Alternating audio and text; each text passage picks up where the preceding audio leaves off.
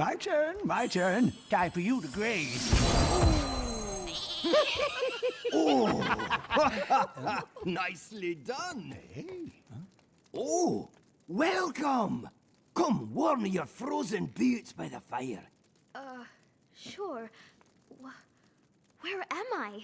Where are you? Where are you? Where are you? Where are you? Where are you?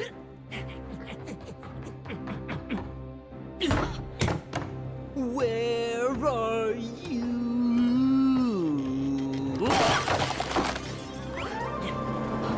Well, there's a place. And there's a time. Well met. When the magic of the board becomes alive. And you'll have all that you can do just to survive.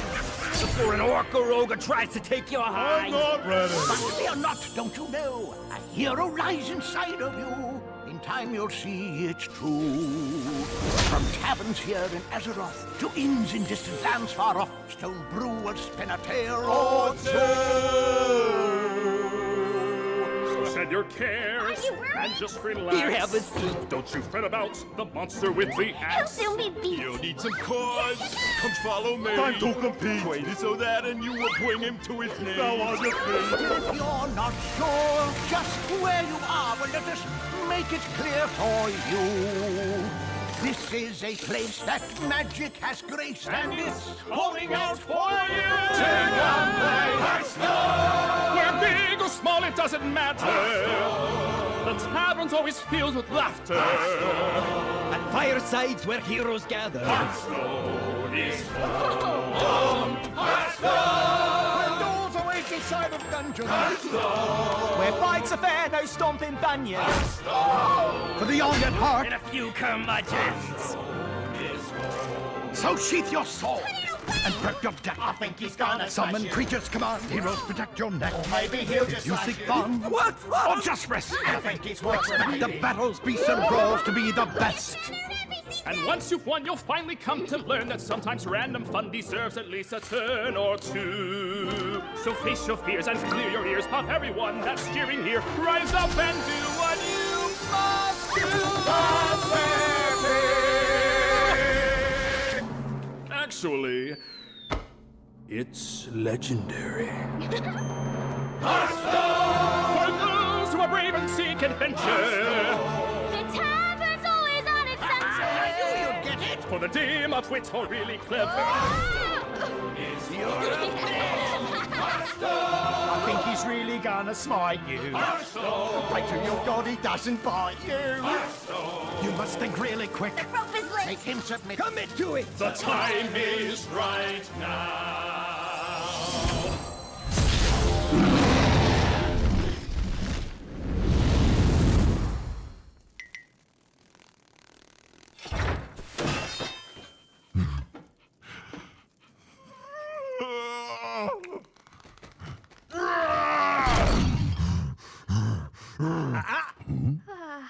Play nice.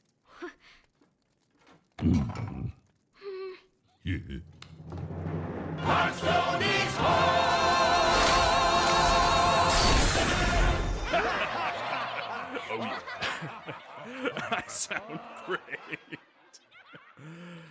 God aften, mine damer og herrer, og velkommen til denne tirsdag aften, hvor vi har to rigtig stærke kommentator til spil til de...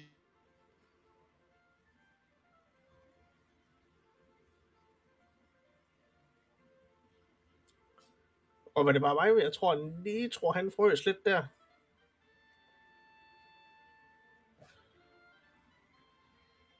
I tilfælde af, at jeg fortsætter live, så vil jeg prøve at fortsætte. Og så sige, at det er Sinkas og Doughboy, som så skal spille her til aften. En lille revanche fra tidligere. Så det bliver spændende at se. Prøv at se, om vi kan få Nitro på igen.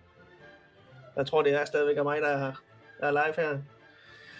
Jeg kan lige snakke lidt omkring, nu har jeg lige kigget en lille bitte smule på de decks, de har med. Det bliver spændende at se, hvad for nogle bands, der kommer ind og sådan noget, fordi det er ikke lige... er det ikke sådan helt lige til, hvad der bliver banet i hvert fald. Jeg tror, at Doughboy kan godt få det lidt svært. Der er lige et par matchups, han har det lidt svært med, fordi der er 2 stykker, han bare helst ikke vil op og slås mod overhovedet. Han kan jo ikke have dem begge 2. Det ville ellers være dejligt nemt, hvis man bare kunne det. Jeg vil sige, jeg gider bare slet ikke have, at du skal spille mod mig med nogle af de decks, men det duer bare ikke. Hej igen, Nitro. Hej igen. Beklager, jeg havde lige net crash. Det er helt okay. Jeg har bare siddet og snakket lidt omkring de der, altså ikke specifikt omkring, hvad decks de har med, men at jeg har nævnt lidt, at Doughboy, han har et par decks, han er lidt utilfreds med, at han skal op imod, som er gode mod hans matchups. Så. Ja, men og det er jo det, Hearthstone det er god til. Der vil altid være decks, man helst ikke vil møde med de decks, man selv er glad for at spille. Mm. Men faktisk lige præcis i det her, der er det jo rigtig slemt, ikke? Fordi der kan jo være, at han sidder fast på noget. Når det er Last Hero Standing, så hvis Sinkas så vinder med et dæk, så bliver han jo ved med at spille med det. Ja, og hvis det dæk det er stærkt mod alt, hvad han har tilbage, så kan det være lidt op ad bakke. Jamen, det er rigtigt. Men lad os prøve simpelthen, hvordan det går. Det er også lige præcis det er også lige præcis derfor, lige præcis i Last Hero Standing, at band, den kan være ret vigtig. Ja, lige præcis. Og det var det, jeg nævner lidt, at Doughboy, han står lidt i en uheldig situation, der faktisk er 2 decks, han gerne vil bane. Det må ja, okay. Ej, det må man ikke. Det kan vi godt blive enige om. Ja. Så det vil ellers være en rigtig god strategi for ham i det her tilfælde. For de andre 2, dem tror jeg godt, han kan klare. Men de 2 der, de bliver lidt hårdere. Ja, de bliver op ad bakke, ja. Så.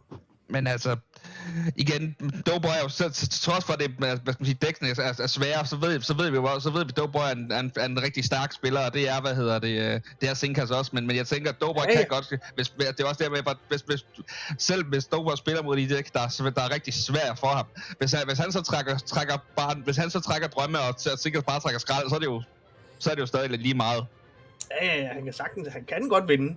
Ja. Det er en smule on-favor, det han skal spille mod, men det er jo ikke fordi, at det er umuligt at vinde på ingen måde. Nej, det er nemlig det. Vi har set underdogs dæk vinde mod dæk, hvor man tænker, de burde ikke vinde. Okay.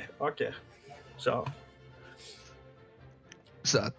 Der hvor man virkelig kommer på prøve, må man sige, ikke? Ja, lige præcis.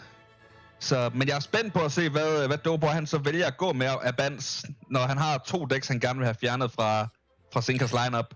Og det kan jo være, at der er noget, der er nogen, der for eksempel siger, jeg hader at spille mod Hunter, jeg hader at spille mod Priest, eller hvad det kan være, ikke også? Så det kan jo også godt være, at han kører det der, hvor han siger, selvom han egentlig er favored ind i noget, så siger han, jeg vil bare ikke spille mod det dæk, for det tilter mig, eller et eller andet, ikke? Ja, lige præcis. Det er sådan, jeg har det med Rogue decks jo. Ja. Selvom stats typisk siger, at jeg burde vinde over dem, så banner jeg dem helst, fordi jeg kan ikke lide at spille mod dem. Det kan jeg, og jeg har så dårlig erfaring med at spille mod dem. Ja. Men altså, hvis vi rent kigger på stats, så vil jeg jo gerne se, at Doughboy, han baner enten hans Druid eller hans Warrior. Hvis vi kigger på rent på stats. Og så tror jeg, at Sinkas nok skal ud i... Han kan nok ikke lide at spille mod Shaman, kunne jeg forestille mig. Jeg skulle sige, at vi ikke enige om Sinkas, han har Shaman og Demon og Druide, man vil bande der typisk. Og en af dem, tror jeg nok. Ja. Jeg tror faktisk... Nu skal jeg lige prøve at se, hvad han ellers har der.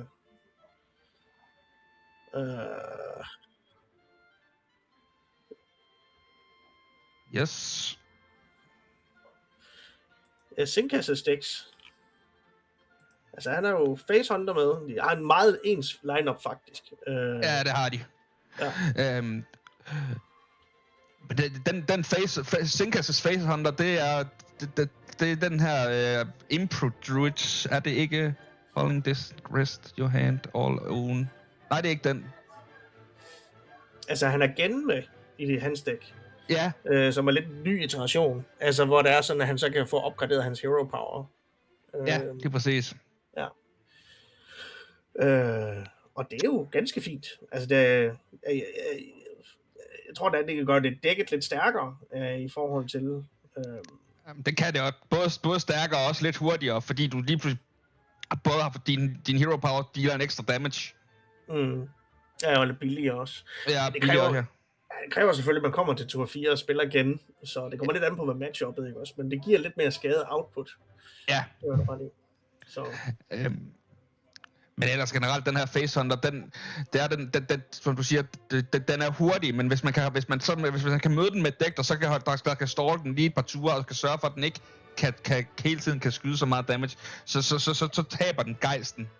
Ja, det er svært. Den er ret skrøbelig på bordet. Det er du ret i. Ja. Så til gengæld, hans... Jeg ved ikke, om vi skal gå videre til hans druid, for den er noget mere stabil på bordet. Det er den. Det er bygge store minions og slå i face. Det bliver kæmpe store, jo. Altså, Ja. og det er godt nok... altså, den får nok en nerf her på torsdag, kunne jeg forestille mig. I en eller anden forstand, så er en beauty. I en eller anden sammenhæng, ja. Ja, så... så det kan jo godt være, at det er sådan... Det typisk, jeg synes, jeg har set, det er, at folk bare baner druid, fordi at de er trætte af at spille mod dem, og de er rigtig, rigtig stærke, ikke også? Så. Ja, de er bare stærke overall lige pt, og de som en af vores andre spillere også skrev i vores, på et tidspunkt, den dominerer bare top legends lige i øjeblikket også. Ja, det er godt. Det er meget metaen, der er imbued druid. Så. Ja, lige præcis. Så har vi hans Demon Hunter. Ja, det er jo sådan en no-minion. Nej. Det er rigtigt, ja. Ja. Det er den her søde no-minion, der hedder Demon Hunter, der har en tendens til at discover, de her skyde 3 demons og smide dem for 0. Ja. Jeg har ikke selv spillet ret meget, No Demon Hunter faktisk, men jeg har prøvet, jeg har spillet mod det en del gange, men og det kan gøre vanvittigt ondt. Ja. Og så er det også bare svært at vide, hvad man skal gøre, fordi det er præcis det med, at du kan ikke rigtig deal med den smule, de har på bordet, det er ting, der er svært at deal med. Fordi de jo bare, de minions, de endelig får, det er nogen, de discover. Så du ved ikke, hvad der kommer imod dig. Jeg kan også se, i forhold til hvad jeg snakker om, det var der sludder, jeg sagde før, at det bliver svært for Doughboy. Det bliver svært for Sinkas, faktisk. Jeg kommer til at blive rundt på deres dæks. Nå, ja, okay. Og så vil jeg kigge frem, og sådan, prøv lige at vente lidt. Hvor er hans warrior henne? Er det Doughboy, der har warrior? Det er præcis. Så det er faktisk Sinkas, der får det svært i det her matchup, kan jeg da se nu. Og så har vi også, fra Sinkas side har vi også, den klassiske Herald Shaman, der faktisk også er rigtig, rigtig stabil og stærk lige i øjeblikket. Ja, jeg vil sige, den har været lidt god for date af Cataclysm. Så. Ja. Og det har været rigtig fint. Og det er også en, at der er rigtig mange spillere, der tager med. Der er så forskellige afskygninger af det, ikke også? Men altså, de der lister, de er jo ret stabile nu. Ja. Og man kan sige, grundlisterne er jo det samme, og grundspilstilen i Shaman i forhold til Herald, det er jo det er ens, uanset hvad tech-kort man spiller ind. Ja. Præcis. Så, og det er den samme, og hvis du så kigger over til Doughboy, det er jo den samme Shaman, han har med, bare med et par andre små justeringer. Ja, lige præcis. Og det er jo sådan de der små ting, der ligesom gør det. Ja. Man kan sige, vi har jo også, altså, jeg ved ikke, om vi haster igennem det, men altså, man kan sige, hans imbue, altså små justeringer i hans Herald Shaman, imbue er jo stort set også det samme. Det er ikke helt præcis det samme i listerne, men samme plan, ikke også? Ja, lige præcis. Og det samme med Facehunter, hvor han så ikke har gen med, men ellers er det jo samme, det er bare at køre face. Ja, lige præcis.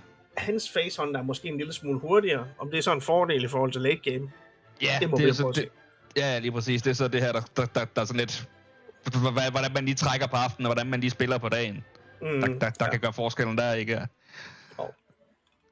Så. Ja, og så slutligt, så er det jo det her med hans, hvad det hedder, hans warrior, som faktisk bliver svær at klare for Sinkas, hvis det er.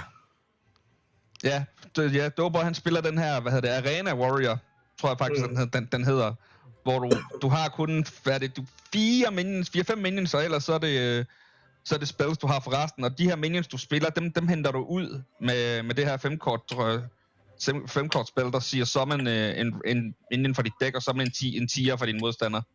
Ja. Lige præcis. Så. Og jeg vil sige, hvis man får den her tortilla, som jeg samtidig kalder den, ud tur 5, så er den altså svær at deal med, uanset hvad klasse du spiller. Det er en tortilla, der er meget svær at spise, den der, det er helt sikkert. Ja, det er det lige præcis. Så. Tortilla wrap. Ja. Ej, det er rigtigt. Den er... Jeg har selv spillet det en del på natter, fordi jeg regnede med, at jeg skulle møde så mange druids. Og det er faktisk en, der er god mod druide, den lige præcis det dæk der. Så... Ja, okay. At jeg så at jeg nærmest ikke har mødt nogle druider, det synes jeg så, det er vildt. Men det er jo så, hvad det er. Ja, det er så ret imponerende i den meta, der er lige i øjeblikket, at du slet ikke har med druider på ladder. Ja, præcis. Jeg synes ikke, jeg møder andet, når jeg ranker op, ikke? Jeg sætter dem åbenbart over til jer, fordi jeg får dem ikke i hvert fald. Nej!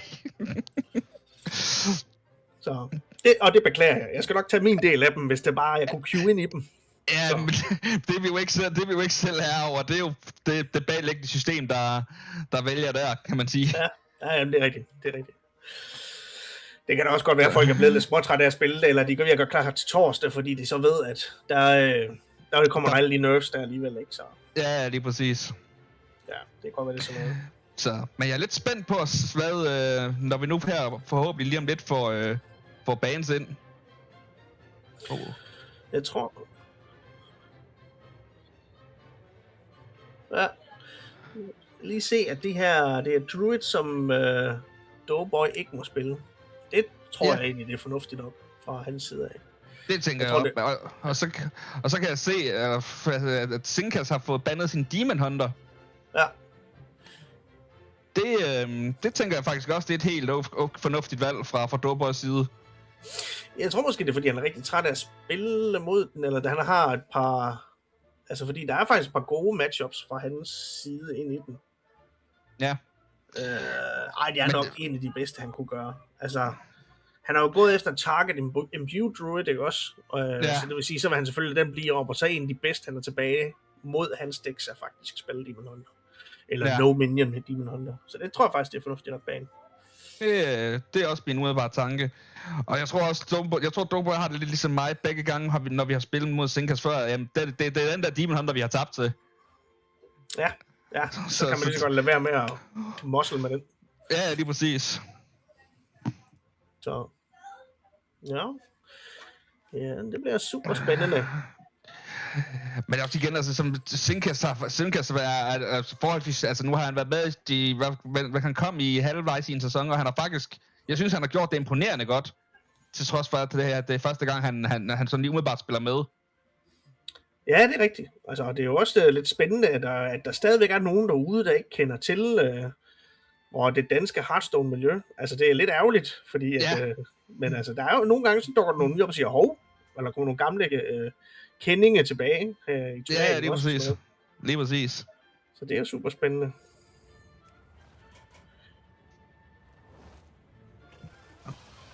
Lidt spændende med... Og jeg ved ikke, om der er nogle nye seere med, men vi kan jo sige, at i hvert fald i forhold til det format, vi spiller, hvis der er mange fra turneringen, så ved de jo allerede, men det er jo så det her Last Hero Standing. Så... så er der kamp. Det skal jeg starte med. Du hakker lidt. Det må vi lige prøve at se.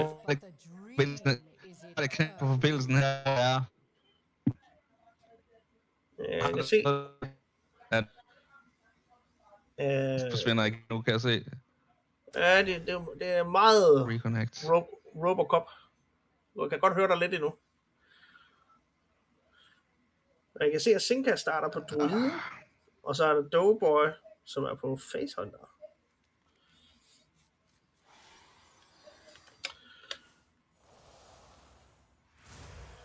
Nu skal jeg lige prøve at se.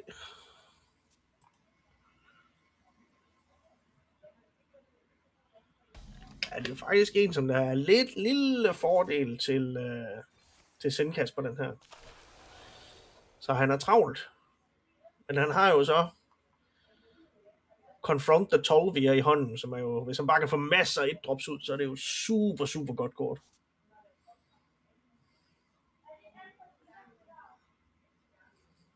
Det er lidt spændende. Hvad vil han? Han køjner koppen.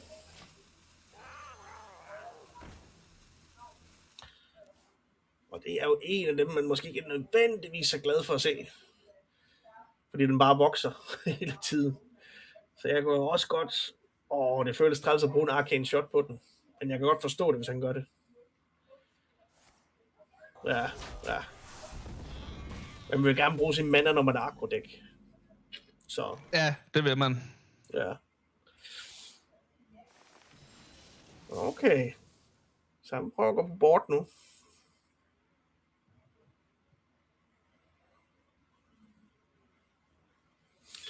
Ja, hvad vælger vi? Vi kan trække nogle kort. Must have slept in. Gratis golem. Ja. Jeg tænker, det er også bare, det er jo, hvad skal man sige, vejen frem, når man spiller den her input druid. Men jo hurtigere du kan få dine golems op at køre, jo bedre. Ja. Ja, så bliver det lidt... som sagt, det er jo ikke nødvendigvis sådan en... Det kan godt være bare faces the place, men han skal så outpace det skade, der ligger ude på bordet derude. Ja, det er nemlig også det. Men chancen er der altså for, at han kan... Hvis han bare kan trække nogle flere one-cost spells, altså så kan han virkelig lave en ravage med den her Confronted 12 via der. Ja. Ja, sådan en lille smule akavet med mana, og også næste tur og sådan noget. Men der kan man jo også godt vælge at bare smide de enkelte, uden at den skal samles igen, det der shatterkort der. Ja, det kan du, men jeg tror, at man kan sige, at nu har han kun de 2 shatters plus, Pacer Picker i hånden. Så han spiller Pacer Picker næste tur, og så samler han den. Ja, men han kan så ikke spille dem begge to. Det er det, jeg mener med, at turen var lidt akavet, fordi han har ikke 6 på den måde. Ja. Nej, det er rigtigt. Det kan jeg faktisk godt lide, ikke? Fordi han ved, at han har den her på hånden, hvor han kan lave et sticky board. Ja. Så det der med at få ryddet ud. Ja, lige præcis. Jo hurtigere han kan få ryddet ud, så han ikke så bort forbliver, jo bedre for ham. Mm. Så det her med at lave hvis du ikke fjerner bordet mod druider, de laver den her sticky, så er det bare et board, der bliver der uendeligt næsten. Ja.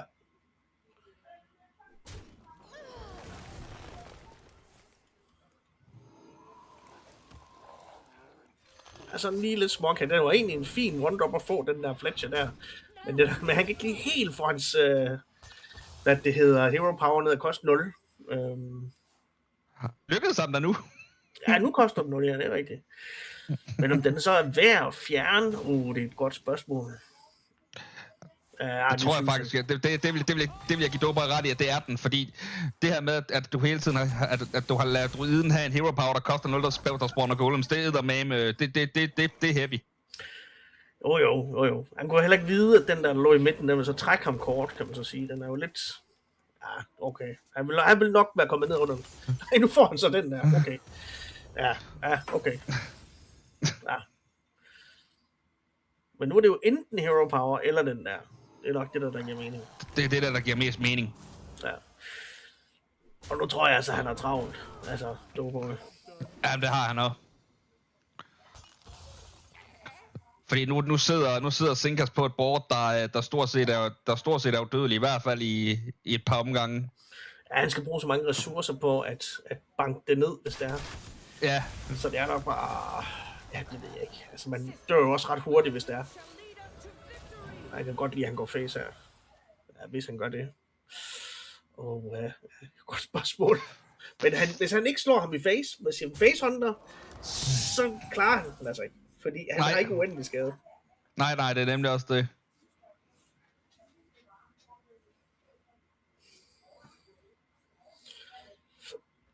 Så.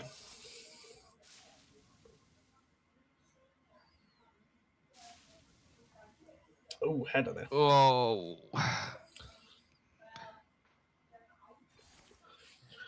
Altså, han skal have noget...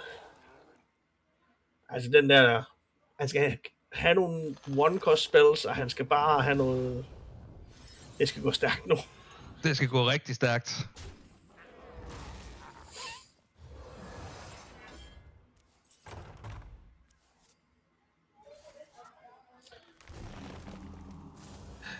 Okay. Jeg tror faktisk, jeg vil have traded de 2 ture derefter, der i forvejen havde Death Rattle på, så de næste fik Death Rattle, hvis det havde været mig, det her. Ja. Yeah. Men ellers så giver det selvfølgelig det er stadig det her med, at man sørger for, at boardet ikke dør, selv hvis der kommer en eller anden voldsom clean-up. Ja, altså det kommer ikke til at ske nu heller, kan man sige, men jeg tror, hvis man er alligevel trader, så giver det ret, så burde man måske have gjort det. Ja. Ja, det er så nok en af dem der. Burn shot. Ja, der er måske en chance for, at han kan ramme. Eller spirit bomb. Ja, det var sådan en Devil's Saw måske. Okay, det er måske bare give skade. Og så quick shot, ja. Og så gælder det bare om at... Altså, han skal være sikker på, at det ikke går dø, og det gør han lige og nu. Han har 13 i skade derovre. Så han skal fjerne én ting mere. Det der, så overlever han, ja. På papiret. Vi ved så, altså, han kan have...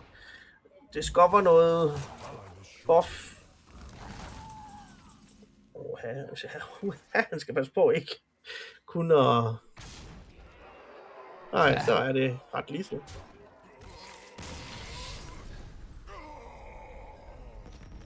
Og det er lige præcis det her, hvorfor Input Druid den er så stærk. Ja. Altså, du bliver næsten nødt til at satse på, at du ikke har altså andet end bare gå direkte på, med, når det er facehunter, og så håbe på, at der ikke kommer alt for meget bort derude. Du har ikke mange ture at gøre med. Nej, det er nemlig også det. Så. Men altså, det bedste matchup ind i den her Imbued Druid, det vil jo være den her Arena Warrior. Ja, det er, det er helt klart Arena Warrior'en ind i. Så det tænker jeg, det vil være vejen frem for Doughboy nu. Ja. Det er den stærkeste i hvert fald. Men den er også god at runde af på, kan man sige. Hvis der er så, han så siger, hvis der er et dæk, han er tilbage.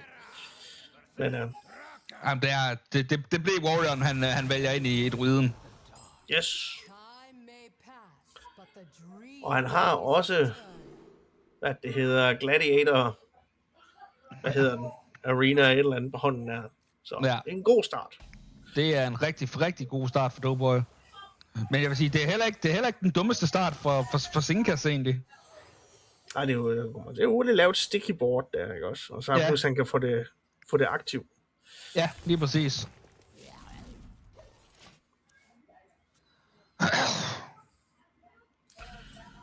Jeg kan godt lide, at han gemmer coin.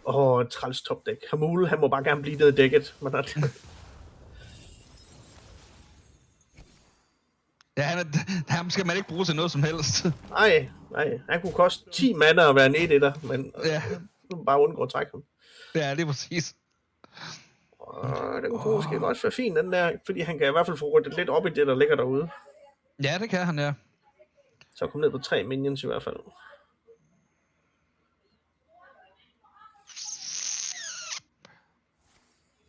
Jeg vil bare gerne have armor. Ja. Ja, draw kan også være fint nok.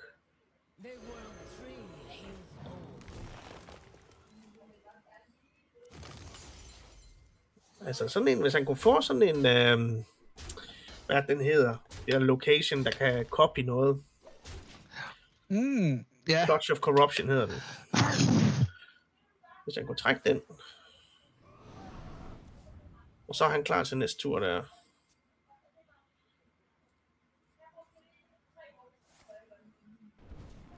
Ja.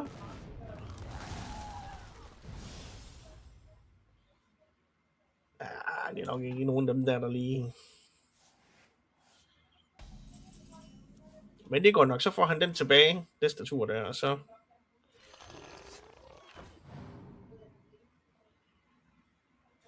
Han bare lavet endnu et sticky board. Jeg tror da faktisk næsten, at det han skulle håbe på her, det skulle være Dracorex. Hvis han så coiner den der Gladiator der. Og så enten få Totola, eller Tortilla. Ja, lige præcis. Ja, det vil være rigtig god. Eller Dracorex. I Sundre, det er sådan lidt... Han sidder med Dracorex på hånden. Det har jeg slet ikke set, så kunne han ikke få den. Så må han bare vente med at så spille den. Så var det Totola, han gerne vil have. Yep. Det bliver lidt noget bøvl, det der. Meget. Men altså, til gengæld godt for Zinkas, kan man så sige. Ja. Fordi det her, det er det sværeste matchup, han ligesom kunne være i. han sådan kan få lov at diktere det, som det er nu. Ja. Og hvad kan den? Okay.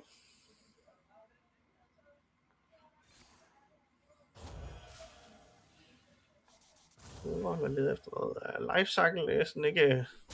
Ja.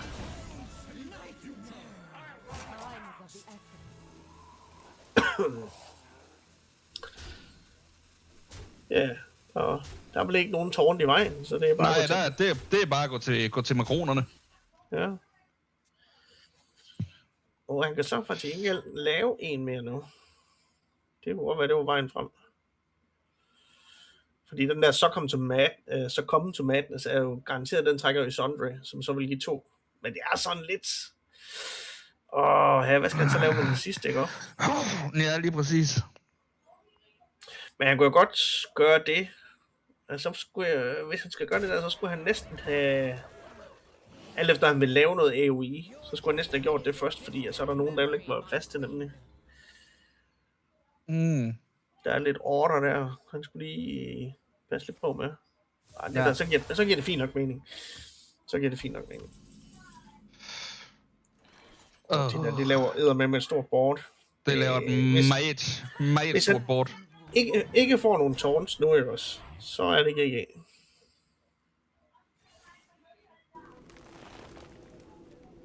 Og det kan jeg godt forstå. Bare for det prøvet. Der kommer en tårn der. Jeg tror ikke, det er nok. Det tror jeg sgu heller ikke, for at være helt ærlig. Så...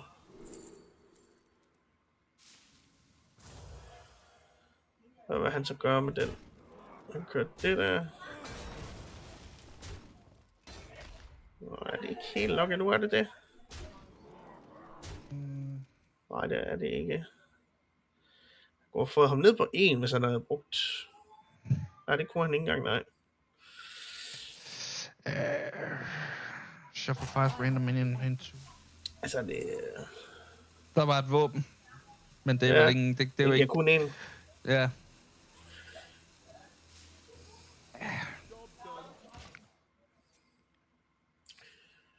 Nå, boy, nu skal du trække en meget radioaktiv kanin ud af hatten. Ja, det var ikke lige det der. Nej, det... Kan han få noget taunt til 2 mande her? Det ser ikke helt sådan ud. Jeg kan ikke lige se, hvad han har af Dark Gift muligheder. Men der er ikke nogen, der der med taunt, jo. Nej, det er det.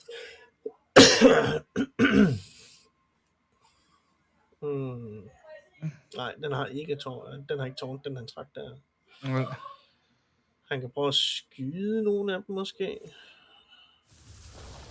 10 kan han simpelthen kan banke det langt nok ned der. Problemet er, at alle de der tårns, han løber ind i, Ja. de sommer der nogle nye, og så vil sige, så er han på 10 derovre. Ja. Så 2, 4, det ligner 6, altså. 8, 10, 12, 14. Ja, det er rigeligt til sin kasse. Respekt spillerne imellem og siger tak for kampen og så videre, så videre. Ja. Så. Ja, lige præcis. Nå, så må vi se. 2-0 til Zinkas. Ja. Så må vi se, om han kan komme tilbage på hesten inden der. Hvad er han tilbage? Han har hans Herald Shaman, eller hvordan er det der? Hvor det næsten er. Ja, Herald Shaman, ja. Ja, det bliver lidt oppe bak. Det bliver i hvert fald ikke det nemmeste. Men jeg vil sige, det er ikke umuligt, hvis Herald Shaman får en god start. Nej. Så kan den altså godt rende fra hvad hedder det, Imbu Druid. Skal lige prøve at se. Han har også Lightning Storm til så de der små boards der. Ja. Og nu kan jeg se, altså han har jo kørt Imbue, men den er også lidt aggressivt orienteret. Det vil sige, at han har mange små boards. Det er jo egentlig dem, han har vundet med, i stedet for at lave kæmpe store minions. Ja, men det er nemlig også det. Så... Ja, okay. Ja, der er en af de her Lightning Storms på hånden der. Begge to har en meget god starthånd, faktisk. Jeg skulle sige, begge to har faktisk rigtig god starthånd. Lidt et træls topdæk til gengæld. Altså, den er Wigger Fang, der sker ikke noget i 6 ture på den. Altså, Nej, det gør der ikke.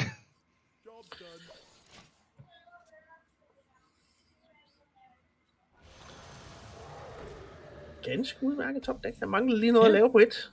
Det fik han så. Det fik han så der, ja.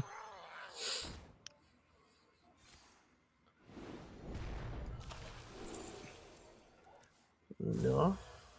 Alrighty. Jeg får lige 2 buffs.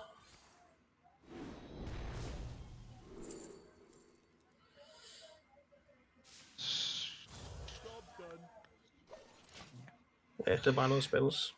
Ja. Okay.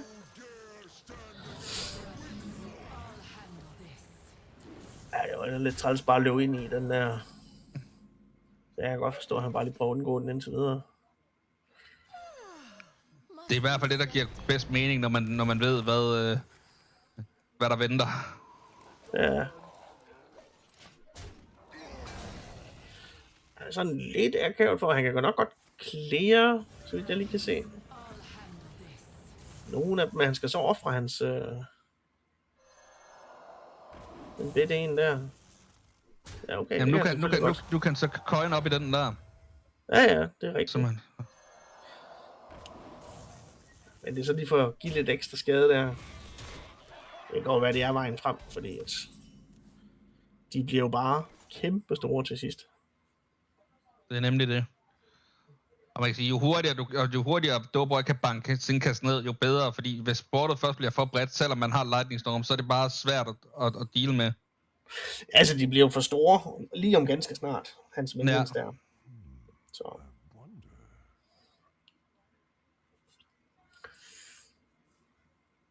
Så hvor store er de nu? Er de på 4? De er på 3 stadigvæk? Ja.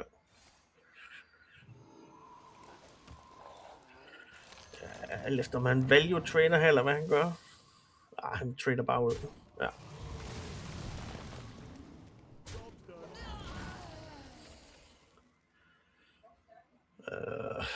Er det godt nok?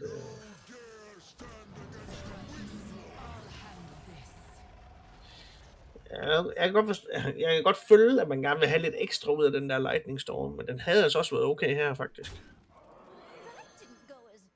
Men altså, nu kan man sige, Vigorfang, hvis den kommer ned nu, så er den jo... spell damage også, det kunne man godt bruge for Vigorfang. Det var faktisk rigtig dejligt, når man tænker på, at der formentlig kommer en Vigorfang nu her. Fra... Ja, så han trader ud, og så spiller Vigorfang. Der er et par andre muligheder også. Spørgsmålet er, om man egentlig, som han gør, vil trade ud i 2 træerne, smide sine 2 ture op i frøen, og så tage hans fjerne spell damage. Bare for, så man sikrer sig, at der ikke lige pludselig kommer noget, der kan deal med ens board. Det kan man jo godt, men det er sådan, at jeg kan godt forstå, hvis han tager den, der giver buff til at attack alligevel. Hans board, det er ret svagt mod. Dem her, de kommer til at blive 3 health, dem der kommer ud af Vigorfang nu.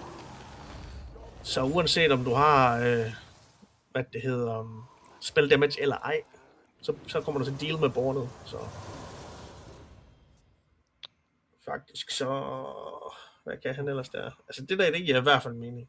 Det giver rigtig, rigtig meget mening, ja. Og så er spørgsmålet med... Altså Thunderquake giver 2 skade, det smadrer hans spell damage totem der også. Så enten skal han angribe med det, eller trade det ind.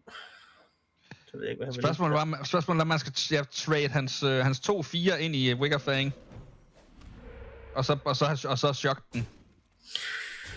Det ved jeg ikke, jeg kan også godt lide det der. Altså det er jo også fint, fordi altså, den der bliver ikke større fra nu af, Vigorfang. Det er jo kun hans legs, der giver ham plusser. Jamen det er rigtigt.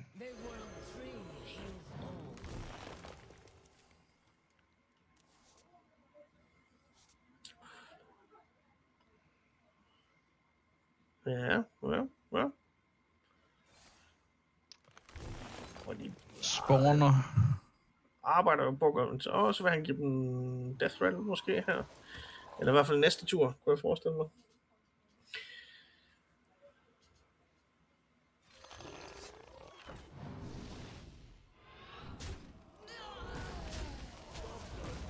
Okay. Ja. Altså, jeg tror, at den bliver ikke meget bedre, den der. Nej, det tænker jeg heller ikke, den gør. Så er der selvfølgelig overloadet næste tur også, men...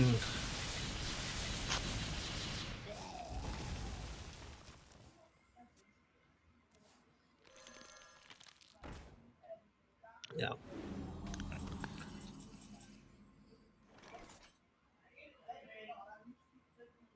Som når man ikke bare minions her med den her. Jo, altså det er det, han har brug for nu, kan man sige, ikke? Og så den der shatter, den bliver samlet, og så spiller han den. Ja. Det giver ikke mening. Jeg vil sige, han holder godt stangen der, det var Det gør han.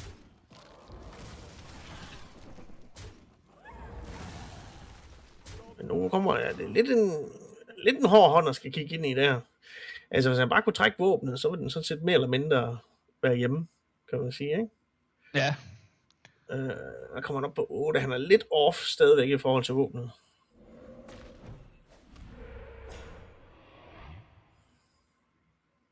Jeg håbede nok på at få noget spell damage der, så han kunne clear boardet et eller andet sted, ikke? Ja, lige præcis. Men han kan...